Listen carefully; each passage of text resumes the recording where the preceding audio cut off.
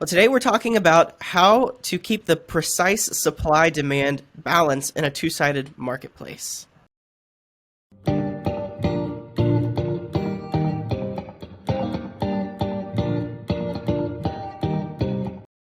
I'm joined by Alexia Smith, who's the VP of Marketing at Dispatch, which probably doesn't need an introduction, but Dispatch is a gig marketplace for on-demand delivery, and she was actually their first marketer there, which is crazy. About how many marketers are you guys at now? How much has Dispatch grown in that time? We have a team of about 10 on the marketing team today. So for about a year, it was just me. For another year, there was two of us. And then we've rapidly grown in the last, call it 2 to 3 years. Yeah, that's great. Dispatch has seen incredible growth, and in that journey, I think you've seen the ins and outs of every side of building a successful gig marketplace, right? You were the first marketer, and you got to see that from the ground up. So you built out the driver engagement team. That was your first year at Dispatch, and that's the Mhm. team that handles the pipeline management and overall experience of the gig driver base. So Correct. that's exactly kind of where we're going today is how do we keep that precise supply demand balance? This gets to a lot of the core issues that gig marketplaces experience, Mhm. because the complexity of the two-sided marketplace model is that you have two markets, right? You have your supply and you have your demand, and Right. it requires this kind of balancing act, right? And Yeah. so It you, certainly we're can feel like a juggling act at times. Yes. Right, exactly, and you have to keep them leveled. You have to keep Hmm. them measured, right? And Hmm. so that's what we're going to go into. And one of the biggest problems that people face when they're building this model is really common. We're going to go into that as well, and then we're going to end just like we always do with some practical thoughts for gig marketplace leaders. Great. So yeah, I think maybe the best place to start is how should marketplaces try to balance supply and demand, right? What should their mindset be about that? Yeah, I think first and foremost, you're never going to find perfection, right? There's always going to be an influx of drivers in a certain market, or the sales team is going to be crushing it in another. It's just about keeping open lines of communication between the two teams. So having the sales team who are bringing on your demand, or your customer base rather, and holding them accountable to giving that supply side of the house within your business. On our side, that's called our driver engagement agent team, which we kind of touched on earlier. Letting them know when a large customer is coming on board, or letting them know when there's a change in expectations from a customer, or if we even have a customer that's like right on the borderline of an area that we serve, so that they can properly set expectations for those drivers and get information and transparency to the driver base. I think the biggest thing that we've learned is both customers and drivers, but certainly the driver base, they just want transparency into realistic expectations. Yeah. How much work can I expect? Where should I be going? What type of customer is it? And the more information we can serve them up on a platter, the better they're going to do, the longer they're going to stick around, and the more success they're going to find. Yeah, one of our strongest beliefs on Rockin Your Marketplace is that that we should be building a marketplace that is focused on gig workers, and the biggest part of that is transparency, Mhm. which is kind of leads into the to my next question is, I think a lot of marketplaces are tempted to to put all of their effort into either supply or demand to build up one or the other, and it's hard to not push demand for just for example, when supply isn't ready for it to be pushed, if you know what I Mhm. mean. So you're like, we have all of this demand we can tap into, this demand that's really easy to build, but we don't have enough supply, or the other way around. Sure. We've got a lot of workers, we've got a lot of supply. Anyway, so I think that what's really important is keeping that precise balance. Um, Mhm. and so how do you do that? How do you practically do that? And do you have any thoughts on why that's important to do? Yeah, so I suppose something that we've learned along the way is um, even starting off with like a soft launch. When you're opening a brand new market, starting with just a handful of customers and getting really good at serving those customers before you start adding more.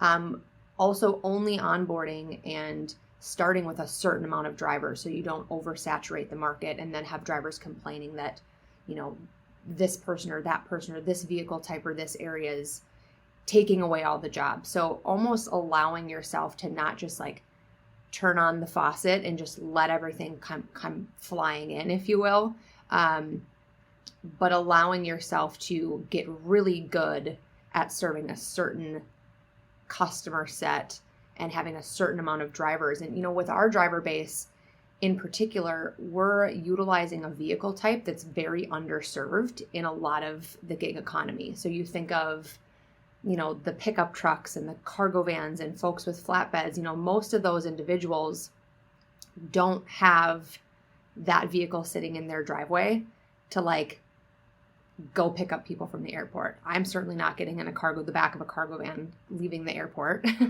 You know, if I'm ordering Chipotle, having someone roll up with a flatbed seems like a very odd use of that vehicle type. So treating those individuals as business owners, because that's typically why they have that vehicle type, and allowing them to find success on our platform is going to keep them around much longer. So bringing those folks on first, allowing them to find success, and then truly starting to measure and understand how much work can they take in a day with this existing customer base.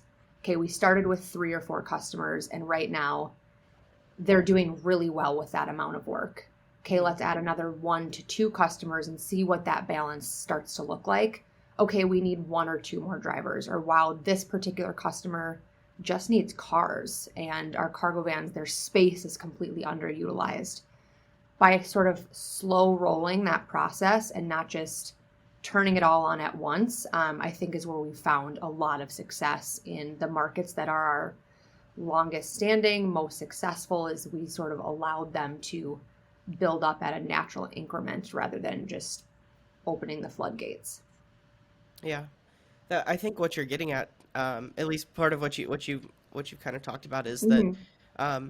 when there is a misbalance in the supply and demand, it hurts either the gig Absolutely. workers or the companies that you're serving. Yeah, you have Um, customers that get upset because drivers are, you know, they're either late or their order is sitting on the network for too long before it's picked up. You mhm, have drivers that are either complaining about not enough work or that there's so many other drivers taking the work that they're not finding success in swiping fast enough.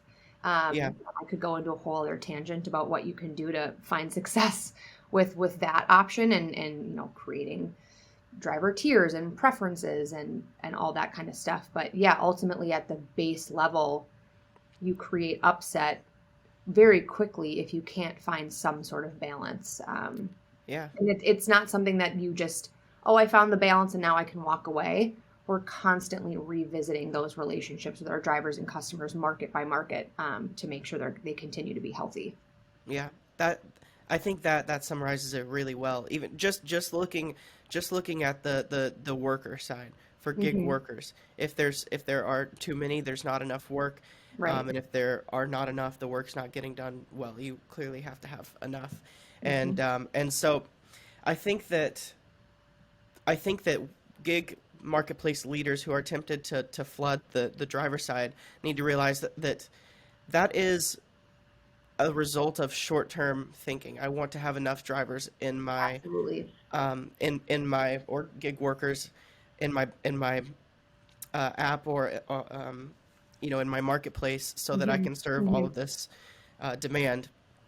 But you have to be thinking long term, and this is, I think, what we've seen over and over again with gig marketplaces. Even though it's a new market, we've seen that the people who win are the people who serve gig workers the best, and the ones that gig workers want to keep coming back to.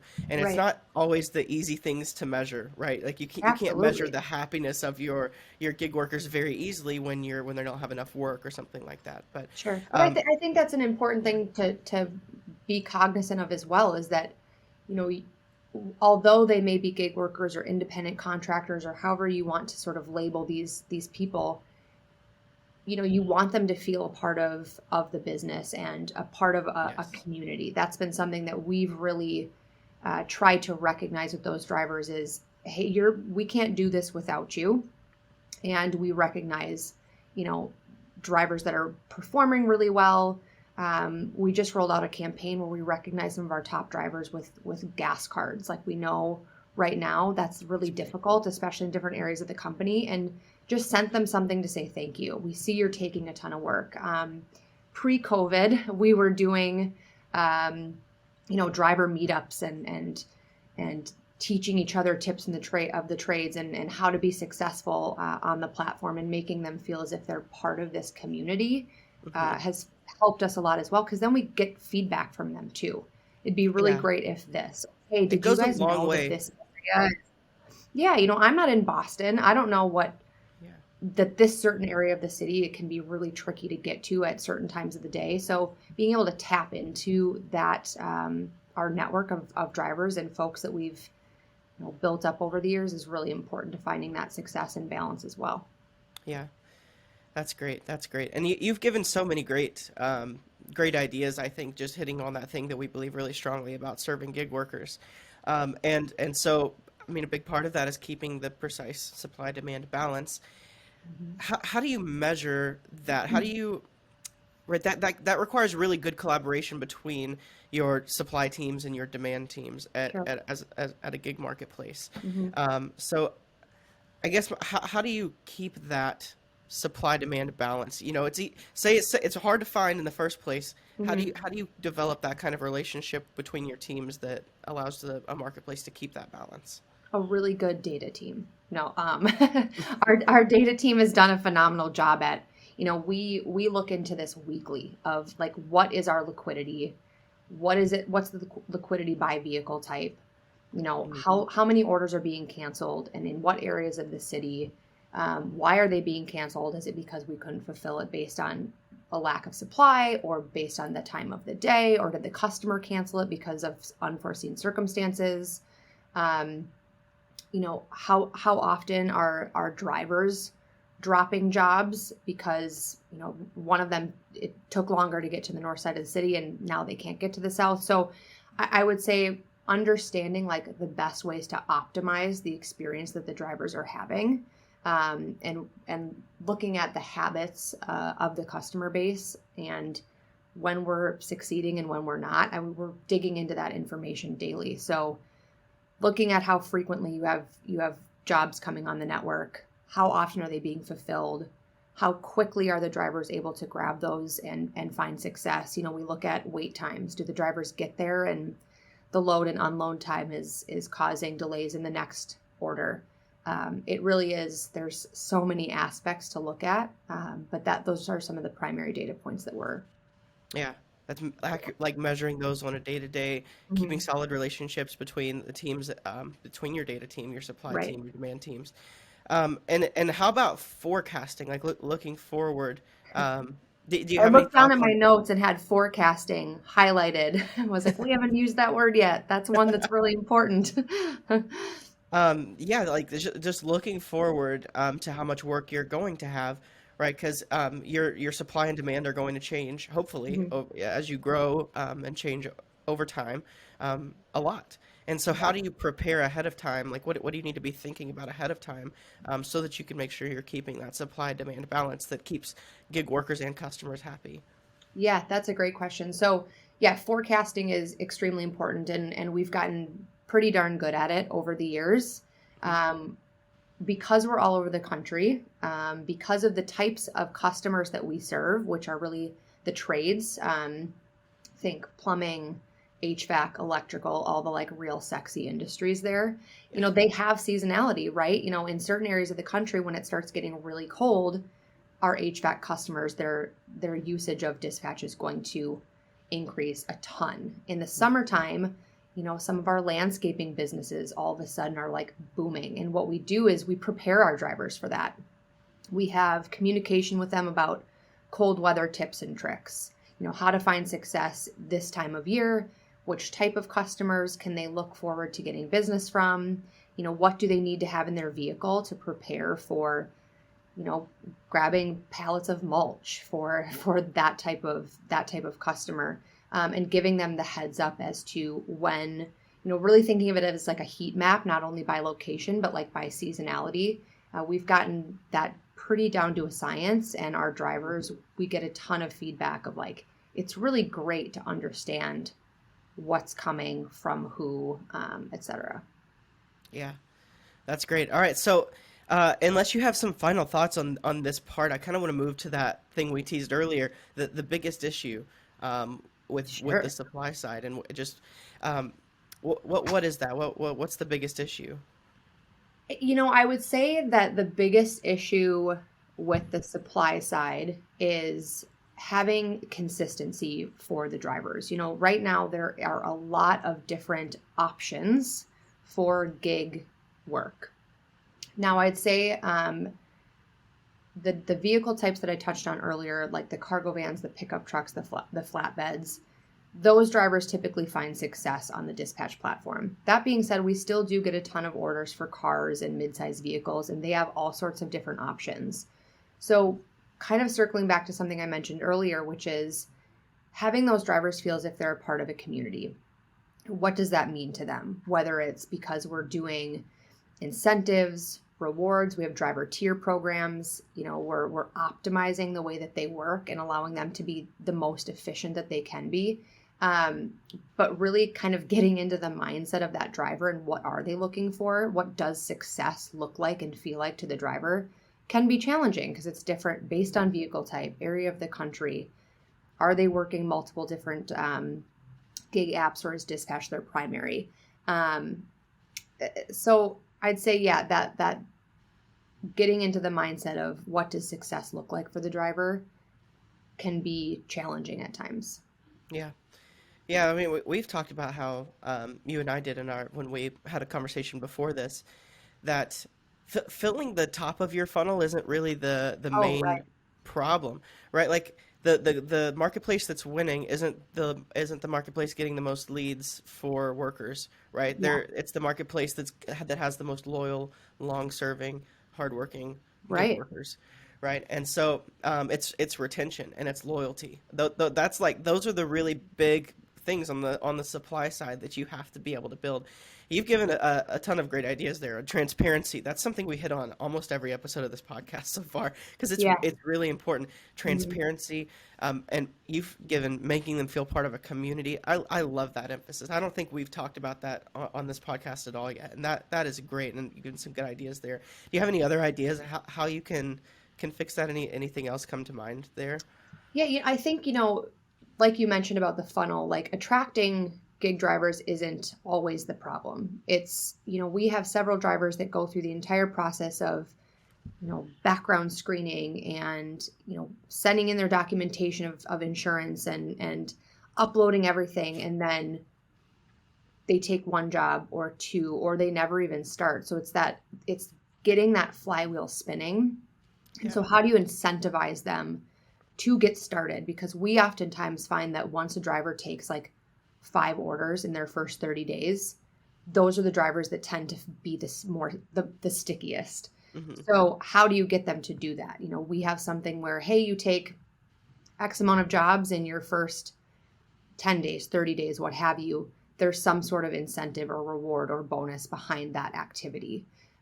We have drivers that we heavily rely on because of a certain vehicle type, and we make sure that we're rewarded for when they take a certain amount of jobs in a certain amount of time. So giving them those incentives, making sure they feel a part of something bigger than just turning on and off an app, that they're appreciated, they're seen, they're heard, they're understood when they have feedback, has been, something that I'd say that our drivers who've been around since we turned on the app, we actually have a driver who was one of our first drivers in Minneapolis.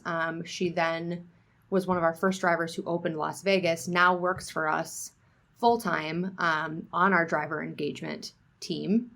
And Wow. a lot of that is because we formed a relationship with her early on. She was intentionally like breaking the app to tell us like what wasn't working, what loopholes she could find. And it's because we keep that open line of communication with our driver base. So, anyways, tangent over. No, I think that's great. And that comes down to right understanding your drivers and Hmm. caring about them. When you Hmm. care about your drivers, you have open communication with them. you start to realize the things that are important. What is their experience like? What kind of work do they want to do? What time? All of those kinds of things. And Um, rewarding that behavior, yeah, and recognizing it. You can say all day long, hey, we want you to feel part of a community. Um, but really finding out A, what matters to them, and B, what we can do to recognize that behavior, whether it's within the app or just doing side things like sending them gift cards, or doing meet and greets, or sometimes we've even done webinars where we have some of our most successful drivers sort of give tips and tricks to fellow drivers. There's just all sorts of things that you can do to motivate and incentivize like yeah. that behavior. Yeah, I think that's great. I had we had David Pickrell on the podcast a handful of episodes ago, and he said something that that's kind of stuck with me, because he was just talking about when he was at Uber, and even with his team at Para, they look at their engineering logs, and there's like a 1 to 2% error rate on Mm. any given thing. And he's like, it's a 1 to 2% error rate, which we were quick to write off.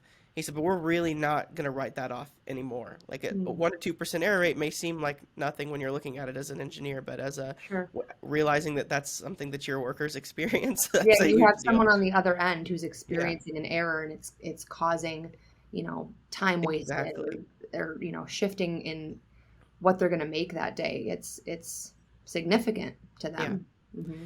This is great. So taking all of this, fixing that the biggest supply issue, right, which is on for your gig workers to build loyalty, to get them actually using your application, working on your platform, keeping that precise supply demand balance. All of this is really important stuff. What's the biggest takeaway you would want leaders of a gig marketplace to have? Like what's the biggest thing they can take back into their teams? Yeah, I think it just continues to come back to what is it that motivates your driver base. It's going to be different, depending on what it is that your particular community is serving, whether it's because you're getting people from point A to point B, or they're delivering food. In our case, it's visiting job sites. Our drivers want to see the most amount of work. They want help unloading and loading. They want their routes optimized for them so that they're not having to like pull over to the side and go, okay, if I take this one, how do I get here? Just really getting in the mindset of that driver base, of your gig economy, and helping them to understand what it is that can bring them success, with your business. So helping the drivers see what success looks like with you, and laying that out really clearly, I think is foundational. That's great. Awesome. Well, we're gonna throw some links in the comments. One to connect with you on LinkedIn, keep up with all the stuff that you're Love it. doing, Sounds and good. also to Dispatch. I think it'd be great to check out Dispatch's website and see what they're doing. Is there anything else that I could throw in there? Anything that you'd like to tell people about or push people to?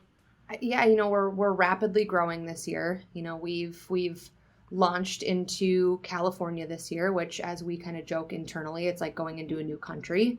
There's all sorts of different things that we need to think of from a driver perspective, from our technology. How do we best serve the customers and the drivers somewhere like that? But yeah, we're growing. We're coming to lots of areas. So whether you're a customer or a driver, we'd love to hear, you know, how we can help, whether it's to get you downloaded on the Dispatch app, or help you with your business and solving your same day delivery needs.